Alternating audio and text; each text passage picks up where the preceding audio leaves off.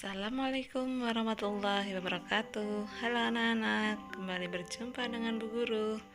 Kali ini kita akan belajar muatan pelajaran IPA tentang energi panas. Jangan lupa tonton video ini sampai akhir ya, karena di akhir video nanti akan ada tugas. Jangan lupa juga klik like, comment, share, dan subscribe. Nah, anak-anak, coba perhatikan gambar berikut ini. Lihat, gambar pertama kira-kira ada di mana ya? Ya, itu ada di puncak. Siapa yang sudah pernah ke puncak? Nah, bagaimana hawa di sana? Hawanya dingin ya. Nah, kemudian gambar kedua ini ada seorang ibu sedang menjemur pakaian di bawah terik matahari. Sedangkan gambar ketiga itu gambar sama seperti kalian praktek kemarin, yakni memasak air di panci sampai mendidih. Nah, ketiga gambar tersebut berkaitan dengan energi panas. Yuk, kita bahas sumber energi panas. Apa itu sumber energi panas? Yakni segala benda yang dapat menghasilkan energi panas disebut dengan sumber energi panas. Apa saja sumber energi panas? Sumber energi panas yang pertama dan yang paling terbesar di bumi yakni matahari. Matahari adalah sumber energi panas terbesar di bumi. Banyak sekali manfaat dari panas matahari. Salah satunya yakni untuk proses fotosintesis pada tumbuhan. Kemudian dengan adanya panas matahari, maka suhu di bumi pun menjadi stabil sehingga dapat dihuni oleh makhluk hidup. Coba bayangkan kalau tidak ada matahari, maka bumi ini akan gelap, bumi ini hawanya akan dingin dan tidak bisa dihuni oleh makhluk hidup. Makhluk hidup akan mati. Kemudian sumber energi panas yang kedua adalah api. Api di sini bisa dari api unggun atau api dari kompor dan lain-lain. Banyaknya manfaatnya api. Salah satunya yang sering digunakan oleh ibu di rumah yakni untuk memasak. Kemudian sumber energi panas yang ketiga adalah listrik. Energi listrik dapat diubah menjadi energi panas. Banyak sekali peralatan listrik yang mungkin ada di rumah kalian yang dapat mengubah energi listrik menjadi energi panas. Coba siapa yang bisa menyebutkan peralatan listrik yang dapat mengubah menjadi energi panas? Ya, benar, yang dipakai buat masak nasi, magic comb. Kemudian ada lagi yang untuk merapikan baju.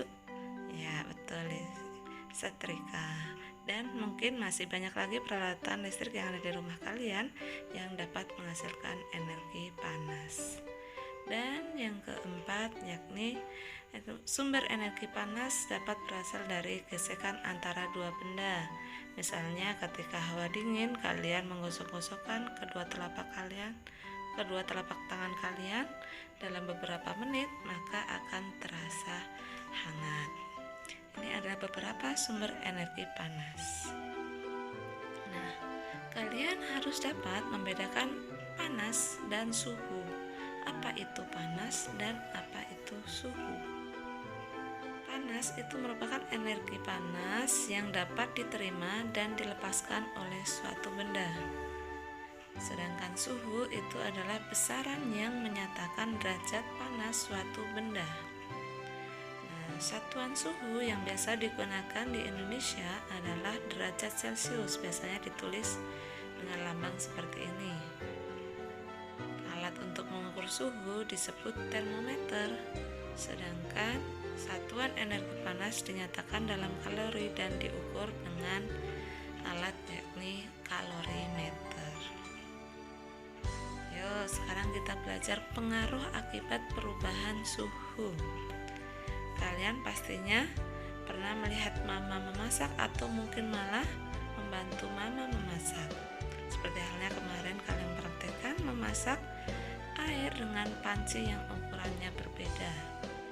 Ketika ketika kalian memasak air dengan ukuran yang berbeda, pastinya waktu mendidih antara panci yang satu dengan panci yang lain pasti waktunya berbeda, karena ukuran panci di dalamnya pasti airnya volumenya juga berbeda.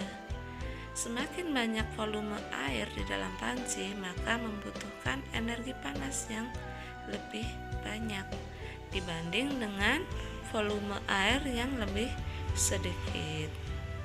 Coba kalian bandingkan beberapa kegiatan berikut.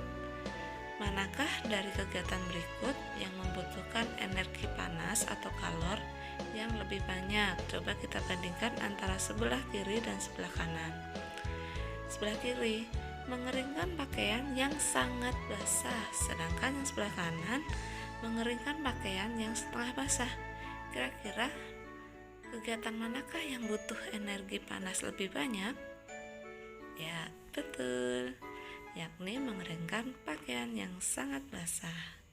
Kita coba bandingkan yang kedua. Mengeringkan sapu tangan basah dari kain yang tipis dibandingkan dengan mengeringkan handuk mandi yang basah yang terbuat dari kain yang tebal. Kira-kira yang butuh energi panas lebih banyak yang mana?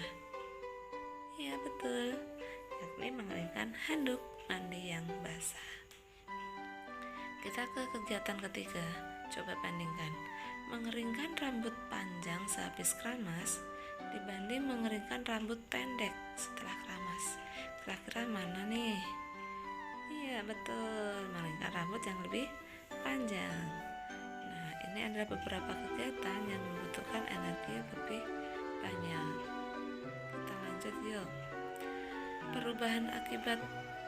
Pengaruh perubahan suhu. Nih, jadi energi panas itu dapat mengubah benda. Beberapa benda akan mengalami pemuaian atau penyusutan. Apa sih pemuaian? Apa sih penyusutan? Pemuaian panas adalah perubahan suatu benda yang dapat menjadi bertambah panjang, lebar, luas, atau berubah volumenya karena terkena kalor atau panas. Sedangkan penyusutan adalah perubahan suatu benda yang menjadi berkurangnya panjang, lebar, dan luas karena terkena suhu yang dingin. Nah, berikut ada beberapa kegiatan yang berkaitan dengan pemuaian dan penyusutan suatu benda karena terkena perubahan suhu. Ya. Yang pertama adalah pemasangan kaca jendela. Nah, para tukang biasanya membuat bingkai jendela itu dalam pemasangan kacanya lebih longgar. Kenapa? Karena di situ diberikan ruang sedikit agar nanti apabila kaca terkena panas ketika memuai, dia ada ruang untuk memuai sehingga kacanya tidak pecah. Kemudian ada kegiatan lagi yang kedua yang berkaitan dengan pemuaian penyusutan, yakni pengisian udara pada ban sepeda, ban motor, atau ban mobil. Ketika kalian mengisi udara pada ban, maka diharapkan tidak diisi terlalu penuh. Kenapa? Karena takutnya nanti ketika terkena panas, maka udara di dalam ban tersebut akan memuai sehingga bannya menjadi pecah. Kemudian ada kegiatan yang ketiga, yakni pemasangan kabel listrik atau kabel telepon. Biasanya kan ketika memasang kabel listrik atau telepon itu dilakukan pada siang hari. Oleh karena itu, pemasangan kabel listrik atau telepon dibuat seperti kendur. Kenapa? Karena ketika malam hari, ketika suhunya dingin, nanti kabelnya akan mengalami penyusutan gitu. Kemudian kegiatan yang keempat, pemuaian biasanya terjadi pada gelas kaca. Kadang ketika kalian menuang air panas ke dalam gelas kaca, maka gelas kacanya akan retak atau mungkin bahkan pecah. Kenapa?